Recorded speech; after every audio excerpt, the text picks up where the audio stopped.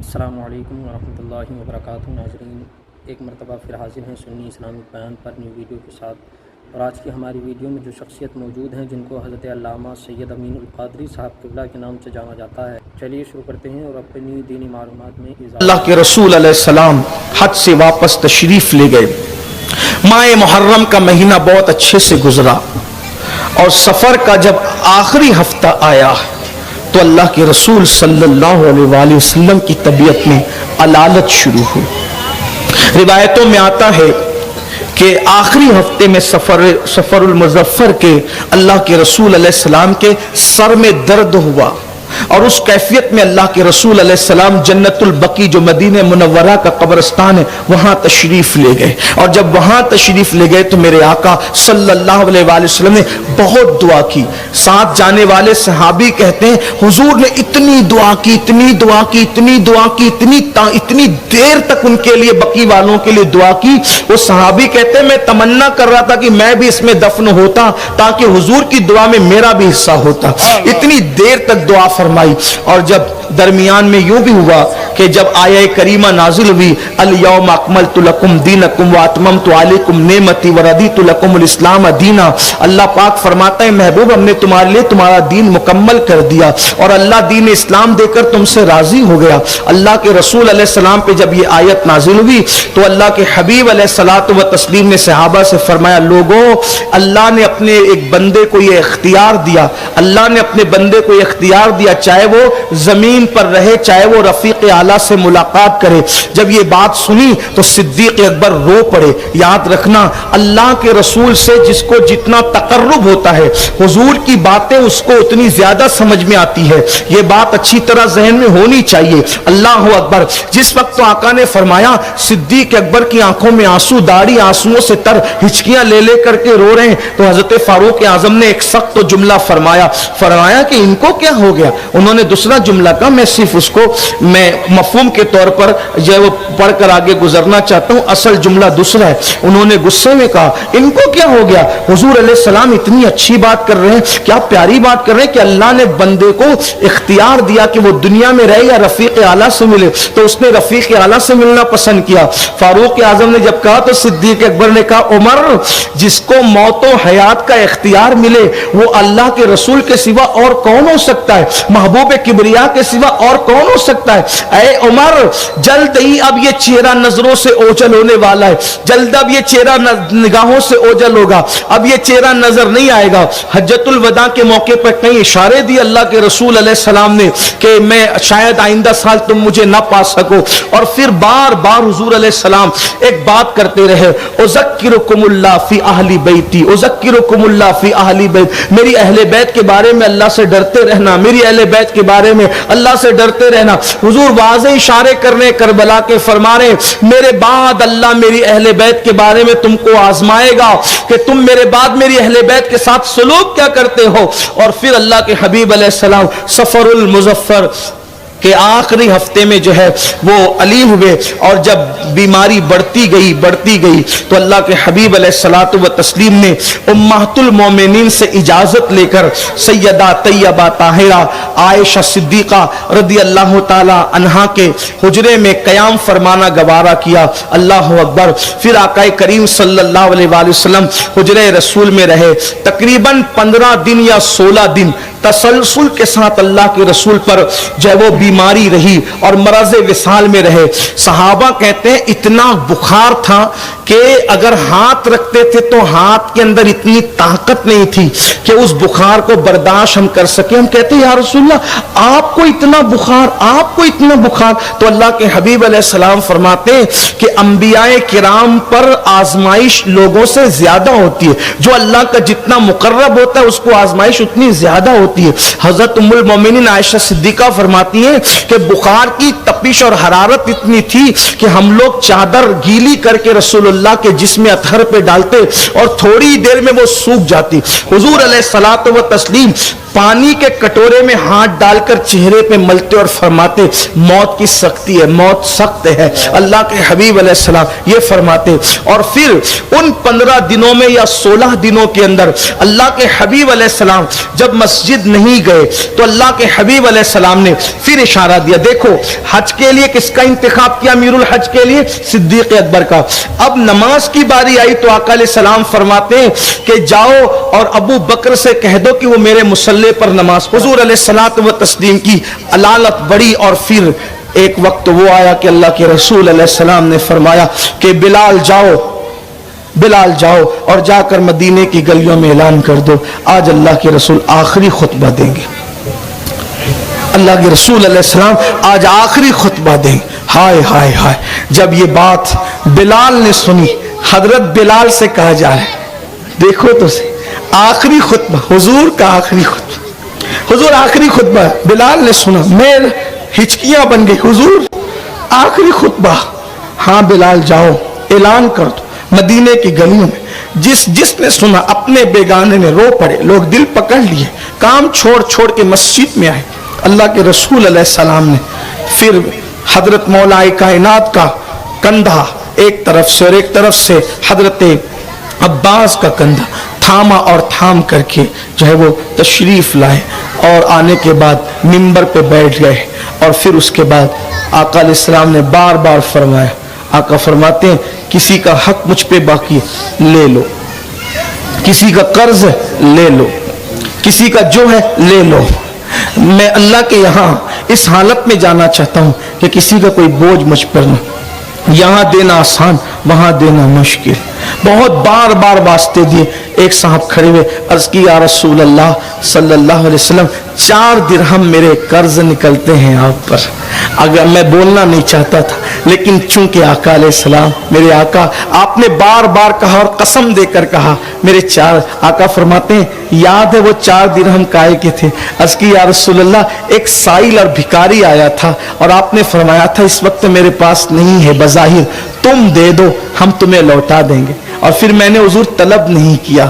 اللہ کے رسول علیہ السلام نے فرمایا ٹھیک ہے. حضرت عباس نے جو ہے وہ رقم ادا فرما دی, یہ لو. پھر پوچھا اور کسی کا کچھ ہے, اور کسی کا کچھ ہے, کسی کا کچھ نہ تھا. پھر میرے آقا نے فرمایا اے میرے صحابہ بتاؤ اللہ نے مجھے جو دین لے کر کے بھیجا تھا کیا وہ دین کا پورا پیغام میں پہنچا چکا؟ میں نے پورا دین پہنچا دیا, میں نے کوئی کوتاہی تو نہیں کی. صحابہ گھٹنوں کے بل کھڑے ہو گئے. آواز بلند ہوئی یا رسول اللہ ہم گواہی دیتے ہیں آپ نے اللہ کا دین ہم تک پہنچایا, کچھ نہیں چھپایا. حضور علیہ السلام نے ہاتھ اٹھا, اللہ یہ گواہی دیتے ہیں تو بھی گواہ رہنا کہ تو نے مجھ پہ جو نازل کیا میں نے من والن کو پہنچا دیا. یہ گواہی دیتے تو گواہ رہنا. حضور گواہی لے رہے ہیں. کیوں؟ اے لوگو دین میں نے تم تک پہنچایا جیسا کہ مجھے اللہ نے دیا میں نے تم تک پہنچایا. اب مطلب کیا؟ تم کو میں نے دیا, تم آنے والوں کو ویسے ہی دینا. ان کو میں تم نے دیا, پھر وہ اگلے, پھر وہ اگلے, پھر وہ, یعنی قیامت تک یہ دین پہنچانے کا سلسلہ چلتا رہے تاکہ دین کبھی ختم نہ ہو. آپ سے پوچھتا ہوں مرنے سے پہلے اس پوزیشن میں ہو, مرنے سے پہلے اس پوزیشن میں ہو کہ رسول اللہ نے صحابہ کو, صحابہ نے تابعین کو, تابعین نے تبع تابعین کو, تبع تابعین نے مجتہدین کو, مجتہدین نے اولیاء کاملین کو, اولیاء نے, اور ہمارے مرشدوں کو جو دین ہمیں دیا وہ ہم نے اپنے بچوں کو وہ دین دیا ہے. اس پوزیشن میں کتنے باپ ہیں جو یہ کہہ سکتے ہیں کہ میرے بیٹے کو 5 کلمے میں نے سکھائے, ایمان مجمل ایمان مفصل میں نے سکھائے, نماز پڑھنا میں نے سکھایا, وضو کرنا میں نے سکھایا, عقائد میں نے سکھائے, فرض علوم میں نے سکھایا. شریعت میں ہے کتنے لوگ حضور علیہ السلام یہ ذمہ داری کا احساس دلا رہے. اے اللہ یہ گواہی دیتے تو بھی گواہ ہو جا میں نے دین فگاں بلند بھی. صحابہ تڑپ تڑپ کے, اب یہ چہرہ نظر نہیں آئے گا. آخری خطبہ ہوا اور پھر اللہ کے رسول علیہ السلام صحابہ کرام میں مولا کائنات اور جناب فضل کا سہارا لے کر پھر واپس تشریف لے گئے بظاہر. اور اللہ کے حبیب علیہ السلام کی بیماری میں اضافہ ہوا. ام المومنین سیدہ عائشہ صدیقہ فرماتی ہیں کہ حضور علیہ السلام کا سر انور میری گود میں تھا, میں تکیے سے ٹیک لگا کر کے بیٹھی ہوئی تھی. اللہ کے رسول علیہ السلام کے پاس شہزادگان حسنین کریمین موجود تھے. آنکھوں سے آنسو جاری تھے. حضور شہزادوں کو دیکھتے روتے, سیدہ کو دیکھتے روتے, سیدہ حضور کو دیکھ کر کے روتی. آقا علیہ السلام نے کان میں کچھ کہا, سیدہ رو پڑی, اس کے بعد کچھ کہا, سیدہ مسکرا پڑی. ام المومنین سیدہ عائشہ صدیقہ نے پوچھا, فاطمہ اتنی جلدی غمگین ہو کے اتنی جلدی خوش ہوتے میں نے تمہیں کبھی نہیں دیکھا ہے, بتاؤ حضور نے کیا کہا؟ فرمایا بابا کا راز کبھی نہ بتاؤں گی جب تک کہ یہ راز خود افشا نہ ہو جائے. تو آقا علیہ السلام کے وصال کے بعد کا اب تو بتا دو جو میرا تم پر حق ہے. تو عرض کیا کہ آقا نے کہا تھا میں دنیا سے جا رہا ہوں, اب میں اس دنیا میں ظاہری دنیا میں نہیں رہوں گا, فاطمہ میں جا رہا ہوں. میں رو پڑی, بابا آپ کے بغیر کیسے رہوں گی؟ تو آقا نے فرمایا مگر خوش ہو جا, میرے اہل بیت میں سب سے پہلے جو مجھ سے ملاقات کرے گا وہ تم ہی ہوگی. اسی لیے ٹھیک 6 مہینے کے بعد سیدہ پاک دنیا سے کوچ کر گئی. حضور کے اہل بیت میں سب سے پہلے انہی کا وصال ہوا. اللہ اکبر. میرے آقا علیہ الصلوۃ والتسلیم کے پاس اللہ اکبر گھر والے آئے اور پوچھا آقا دنیا سے جا رہے ہیں, غسل کون دے گا؟ غسل کون دے گا؟ کچھ اصحاب بھی تھے, غسل کون دے گا؟ فرمایا میرے گھر والے. اہل البیت غسل. کفن کون پہنائے گا؟ میرے گھر والے. قبر میں کون اتارے گا؟ میرے گھر والے. نماز جنازہ کون پڑھائے گا؟ جیسی نماز جنازہ کی بات آئی چیخیں نکل گئی. پھر میرے آقا علیہ السلام نے بتایا کہ جب میرا جسد اقدس تیار کر دینا تو سب حجرہ خالی کر دینا, پہلے جبریل مجھ پر درود و سلام پیش کریں گے, فرشتے درود و سلام پیش کریں, پھر میرے اہل بیت درود و سلام پیش کریں. اسی لیے حضور علیہ الصلوۃ والتسلیم کی نماز جنازہ ایسے نہیں ہوئی جیسے لوگوں کی ہوتی ہے, بلکہ سب آتے تھے اور حضور علیہ السلام پر درود و سلام پڑھ کے چلے جاتے تھے. بلکہ جو ہے وہ ہم حضور علیہ السلام کے جسد اقدس کو جنازہ بھی کہتے ہیں تو کلیجہ کانپتا ہے, بس صرف سمجھنے سمجھانے کے لیے, ورنہ وہ کیا ہستی. اللہ اکبر. آقا کریم صلی اللہ علیہ وسلم نے سب بتا دیا. فرمایا میرے بعد میری اہل بیت کا خیال کرنا, میرے بعد میری اہل بیت کا خیال کرنا. اس طرح کی باتیں کی اور اللہ کے حبیب علیہ الصلوۃ والتسلیم ام المومنین فرماتے میرے بھائی عبد الرحمن آئے, ان کے ہاتھ میں مسواک تھی تو میں نے دیکھا کہ حضور مسواک دیکھ رہے ہیں. میں نے اس کی مسواک کریں گے حضور؟ مسواک بہت پسند تھی. تو حضور نے سر کا اشارہ کر کے ہاں کہا. میں نے مسواک کو اپنے منہ سے, دیکھو یہ اماں عائشہ پاک کی شان ہے, صدیقہ بنت صدیق کی شان ہے, کہتی ہے میں نے مسواک کو اپنے منہ سے نرم کیا, حضور علیہ السلام کو دیا, حضور نے اس سے مسواک فرمائی, وہ وضو فرمایا, اور حضور علیہ الصلوۃ والتسلیم کا سر انور میری گود میں تھا. اللہ کے رسول علیہ السلام ایسے میں دروازے پہ دستک ہوئی, دروازے پہ دستک ہوئی. روایتوں میں آتا ہے سیدہ کائنات مخدومہ فاطمہ الزہرا دروازے پر گئیں. آنے والے نے کہا, سیدہ نے پوچھا کون؟ آپ کے بابا کا خادم ہوں, ملاقات چاہتا ہوں, ملنا چاہتا ہوں. تو سیدہ نے فرمایا کہ ابھی ان کی طبیعت ایسی نہیں کہ مل سکو, جاؤ بعد میں آنا. بس تھوڑی دیر کے بعد پھر دستک ہوئی اور اس کے بعد پھر کہا کہ کون؟ بابا کا خادم ہوں آپ کے, ملنا چاہتا ہوں, اذن حضوری چاہتا ہوں. اللہ اکبر. پھر فرمایا کہ طبیعت علیل ہے بعد میں آنا. تیسری بار تھوڑی دیر کے بعد پھر دستک. آقا نے فرمایا فاطمہ آنے دو, وہ کوئی عام خادم نہیں ہے, وہ حضرت ملک الموت ہے, عزرائیل ہے. بیٹی اس سے پہلے کسی سے اجازت نہیں لی اور اس کے بعد بھی کسی سے اجازت نہیں لیں گے. آنے دے, یہ وہ ہے جو بچوں کو باپ سے جدا, باپ کو بچوں سے جدا, بیوی کو شوہر سے, شوہر کو بیوی سے, یہی آبادیوں کو ویرانے میں تبدیل کرتا ہے. بیٹی آنے دے اور رفیق اعلیٰ کی طرف جانے دے. حضرت ملک الموت بارگاہ رسالت میں موجود تھے. جبریل امین آئے, عرض کی یا رسول اللہ اب بھی اگر آپ چاہیں تو اللہ پاک یہ سب بیماری دور فرما دے, اور آپ رفیق اعلیٰ کی طرف اگر چلنا چاہیں تو آپ کی مرضی ہے, اور اگر آپ رہنا چاہیں تو اب بھی بیماری دور ہو سکتی ہے. آقا کریم صلی اللہ علیہ وسلم نے فرمایا جبریل میں نے رفیق اعلیٰ کی طرف جانے کا فیصلہ کر لیا ہے. اللہ اکبر. پھر اس کے بعد حضرت اسرائیل نے اس کی حضور اجازت ہو, حضور اجازت ہو تو روح انور کو چاہے وہ جسم اقدس سے نکال لیا جائے. اور پھر وہ وقت بھی دنیا نے دیکھا کہ روح کائنات کی روح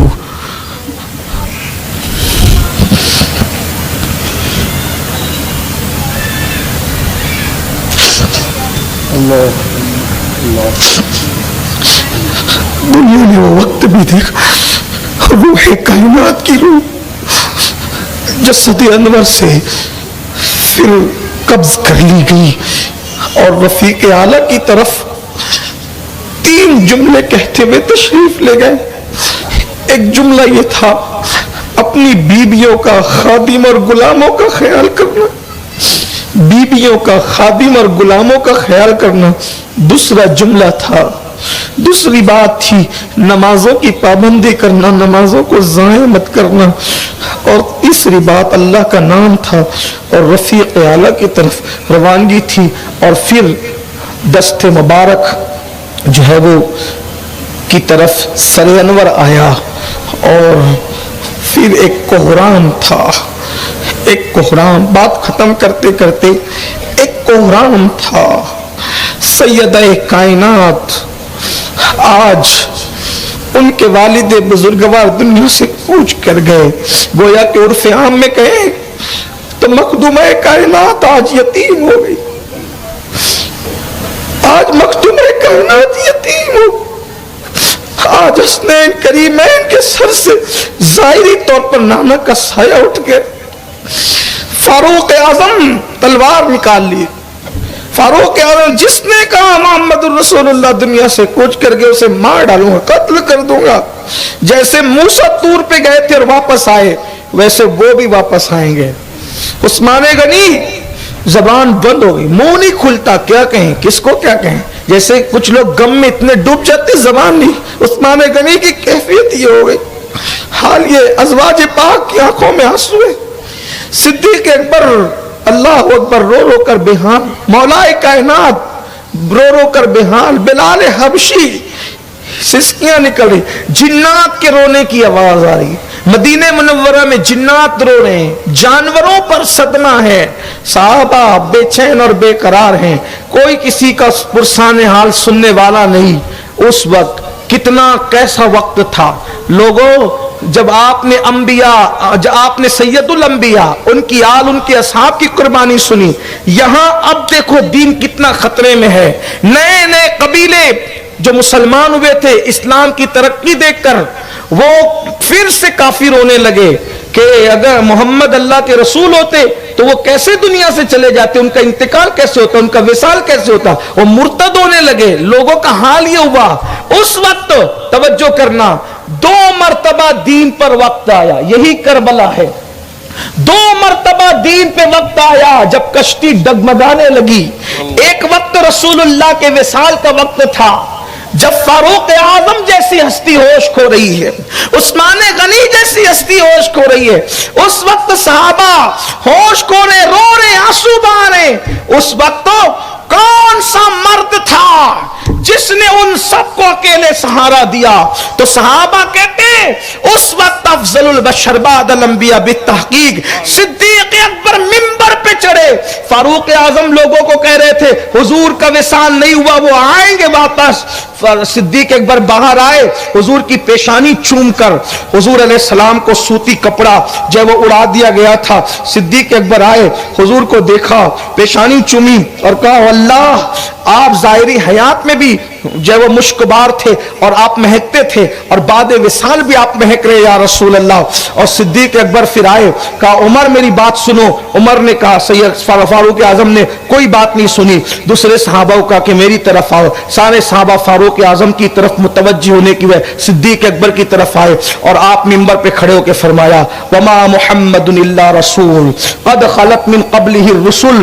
یہ آیہ مبارکہ پڑھی اور اخیر تک شاکرین تک پڑھی آپ نے کہ محمد تو اللہ کے رسول ہیں, اگر وہ شہید ہو جائیں یا دنیا سے کوچ کر جائیں تو کیا تم لوگ الٹے پیر پلٹ جاؤ گے اللہ کا دین چھوڑ کے؟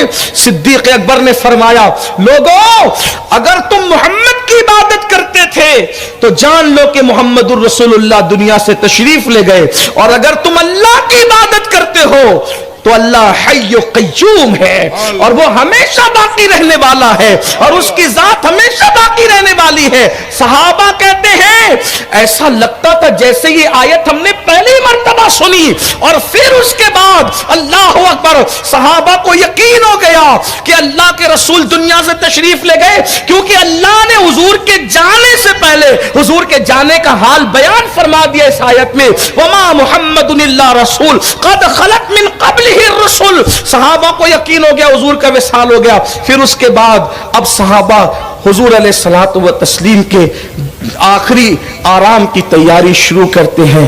جب غسل دیا جا رہا تھا, مولا علی نے غسل دیا, جو لوگ پانی ڈال رہے تھے صوفیہ فرماتے ہیں ان کی آنکھوں پہ پٹی باندھ دی. یہ صوفیہ کی روایت, جو لوگ پانی ڈال رہے تھے ان کی آنکھوں پہ پٹی باندھ دی. پٹی اس لیے باندھ دی گئی تھی کہ حضور علیہ السلام نے فرمایا کہ میرے سطر پر اگر کسی کی نظر پڑ گئی تو وہ اندھا ہو جائے گا. اس لیے سوائے مولائے کائنات کرم اللہ تعالی وجہ پھر انہوں نے غسل دیا. بلکہ صوفیہ یہاں تک فرماتے ہیں جب اللہ کے رسول علیہ السلام کو غسل دیا جا رہا تھا تو جس طرف پلٹنے کی بات ہوتی آسانی کے ساتھ حضور علیہ السلام گویا کہ اس طرف رخ فرما لیتے, اور پھر 3 کپڑوں میں حضور علیہ السلام کو کفن شریف پہنایا گیا. اور اس کے بعد پھر اب اس پر سوال کھڑا ہوا کہاں حضور علیہ السلام کی لحد مبارکہ بنے, تو کسی نے کہا بقی لے جائیں گے, کسی نے کہا حضرت ابراہیم علیہ السلام کا مزار جہاں ہے وہاں لے جائیں گے. تو صدیق اکبر نے فرمایا نبی جس جگہ پہ دنیا سے ان کی روح نکلتی ہے وہی جگہ پر نبی کو دفن کیا جاتا ہے, وہی ان کی آرام گاہ بنتی ہے. تو جہاں حضور کا وصال ہوا وہیں حضور علیہ السلام کی آخری آرام گاہ بنے گی. اب یہاں پر ایک بات کہہ دوں, کچھ لوگ آپ کو بہکاتے ہیں کہ وصال پیر کے دن ہوا پھر بدھ کی رات میں تدفین کیوں ہوئی. اس کو بات کر کے بات مکمل کرتا ہوں. جب وصال پیر کے دن ہوا تو بدھ کی رات کو اتنی تاخیر کی ہوئی کہ پیر کا پورا دن گیا, پیر کی رات گئی, منگل کا دن گیا, منگل کی رات گئی, بدھ کا دن گیا, بدھ کی رات آ گئی, اتنی دیر تک کہ جسم پاک جسد اقدس کیوں رہا. پہلی بات اللہ کی حکمت یہ تھی تاکہ 4 دن تک جسد اقدس ویسے ہی رکھا رہے اور دنیا کو پتا چل جائے کہ محبوب کے جسم میں تغیر رونما نہیں ہوا. لوگ اپنے ابا دادا کو رکھتے ہیں, کوئی پنکھا لگاتا ہے, کوئی برف لگاتا ہے, کوئی ٹھنڈے کولر اس میں رکھتے ہیں, ہے نا, پھر بھی چہرے دیکھنے کے قابل نہیں رہ جاتے. لیکن اس دور میں تو یہ سارے انتظامات نہیں تھے. حضور علیہ السلام کے جسد مبارکہ میں کوئی تبدیلی نہیں. لوگ دیکھ لیں کہ حضور ظاہری جسم کے ساتھ جب حیات تھے, ظاہری زندگی میں تو بھی معطر تھے اور بعد وصال بھی معطر رہے. اور دوسری بات یہ تھی کہ حجرہ عائشہ سیدہ عائشہ, آپ مدینہ شریف گئے, جو گئے اللہ مبارک کرے, جو نہیں گئے اللہ انہیں جلد مدینہ شریف دکھائے اور اللہ ہمیں بھی آپ کو بھی بار بار دکھائے. حضور علیہ السلام اس وقت جہاں آرام کر رہے ہیں وہ 2 حجرے ہیں, حجرہ سیدہ فاطمہ اور حجرہ عائشہ. لیکن حضور علیہ السلام جس وقت وصال فرمایا تو اس وقت تو اتنا بڑا بھی حجرہ شریف نہیں تھا, اس وقت تو حجرہ عائشہ صدیقہ ہی تھا. تو چونکہ لوگ آتے جاتے اور درود پڑھتے سلام پڑھ کے جاتے, آتے درود پڑھ کے سلام پڑھ, تو چھوٹی چھوٹی ٹکڑیوں میں لوگ گروہ در گروہ آتے, درود و سلام پڑھ کے جاتے, تو وہ چونکہ وہاں سے جسم اقدس کو باہر نہیں نکالا گیا تھا, حضور علیہ السلام کا جسم پاک حجرہ سیدہ عائشہ ہی میں رکھا گیا تھا اور وہیں آ کر کے لوگ درود و سلام پڑھتے تھے. تو ہزاروں اصحاب آتے گئے, درود و سلام پڑھ کے جاتے گئے, آتے گئے. تو تاخیر کی ایک وجہ یہ بھی تھی. اور پھر اس کے بعد اللہ کے رسول علیہ السلام کو لحد اطہر کے سپرد کر دیا گیا اور اس طرح سے حضور اکرم صلی اللہ علیہ وسلم نے اس دنیا سے عالم بقا کی طرف اپنی شان کے مطابق کوچ فرمایا. اور اس طرح سے ہمارا عقیدہ یہ واضح ہو گیا کہ انبیاء کو بھی اجل آنی ہے, مگر ایسی کہ فقط آنی ہے. پھر وہی موت کے بعد ان کی حیات مثل سابق وہی جسمانی ہے، اس کی ازواج کو جائز ہے نکاح، اس کا ترکہ بٹے جو فانی ہے۔ نبیوں کو موت آتی ہے، ایک آن کے لیے آتی ہے، پھر وہ ہمیشہ کے لیے زندہ کر دیے جاتے ہیں۔ تو زندہ ہے واللہ، تو زندہ ہے واللہ، میری چشم عالم سے چھپ جانے والے۔ اسی لیے ان کی بیویوں کو بیویاں ہی کہا جاتا ہے، بیوہ نہیں کہا جاتا، اور ان کی بیویاں جو ہے وہ بیویاں ہی ہے، اس لیے کہ بیواؤں سے نکاح ہو سکتا ہے، بیویوں سے نکاح نہیں ہو سکتا۔ تو انبیاء کرام کی ازواج پاک سے ان کے وصال کے بعد اس لیے کسی کا نکاح نہیں ہو سکتا کہ انبیاء اپنی قبروں میں زندہ ہے۔ اور وَلَلْآخِرَةُ خَيْرٌ لَكَ مِنَ الْأُولَىٰ کے تحت اگر دیکھیں، اللہ فرماتے ہیں آپ کی پچھلی گھڑی آنے والی، آپ کی پچھلی گھڑی سے آنے والی گھڑی بہتر ہے۔ تو گویا کہ جب آنے والی گھڑی آتی ہے تو ہر چیز میں ترقی ہوتی ہے، تو حیات مبارکہ کا کیا عالم ہوگا۔ اس لیے حضور قبر انور میں جسمانی حیات کے ساتھ ہے، یعنی شہیدوں جیسی حیات نہیں ہے، شہیدوں سے بڑھ کر مصطفیٰ جان رحمت کی حیات ہے، اور وہ زندہ ہیں الحمدللہ۔ ہم کلمے میں یہی تو پڑھتے ہیں محمد الرسول اللہ، محمد اللہ کے رسول ہیں۔ اب آخری بات عرض کر دوں، سب پر غم تھا، سب پر غم تھا، لیکن آپ جانتے ہیں جو جتنا چہیتا اور جتنا چاہتا ہے، جملے پہ غور کرے، جو جتنا چہیتا اور جو جتنا چاہتا ہے اس کو اتنا ہی صدمہ ہوتا ہے۔ سیدہ کائنات کو اتنا صدمہ تھا کہ جب وصال کے بعد حضرت بلال سیدہ کی طرف آئے تو آپ نے فرمایا، بلال کیسے ہمت ہوئی ان ہاتھوں کی کہ میرے بابا کو لحد کے سپرد کرے۔ اور آپ کہتی تھی، بابا آپ کے جانے سے مجھ پر وہ غم ٹوٹا ہے کہ اگر وہ غم پہاڑ پہ ڈال دیے جائیں تو پہاڑ پگھل جائیں، اور دنوں پہ ڈال دیے جائیں تو دن راتوں میں تبدیل ہو جائیں، سمندر پہ ڈال دیے جائیں تو سمندر خشک ہو جائیں۔ سیدہ پاک پوری زندگی بعد وصال رسول روتی رہی اور صرف روتی رہی، اور بالآخر اسی صدمے میں سیدہ پاک نے دنیا سے وصال فرمایا۔ انشاءاللہ تبارک و تعالی پھر کیا ہوا، اب آگے کی داستان سیدہ کائنات سیدہ مخدومہ فاطمۃ الزہرا کی زندگی میں ہم پیش کریں گے۔ اللہ پاک کی بارگاہ میں دعا ہے، اللہ پاک اس محفل کو قبول کر لے، گفتگو کے درمیان کوئی غلطی ہو اللہ پاک معاف کر دے۔ استغفر اللہ ربی من کل ذنب واتوب الیہ، لا الہ الا اللہ محمد رسول اللہ۔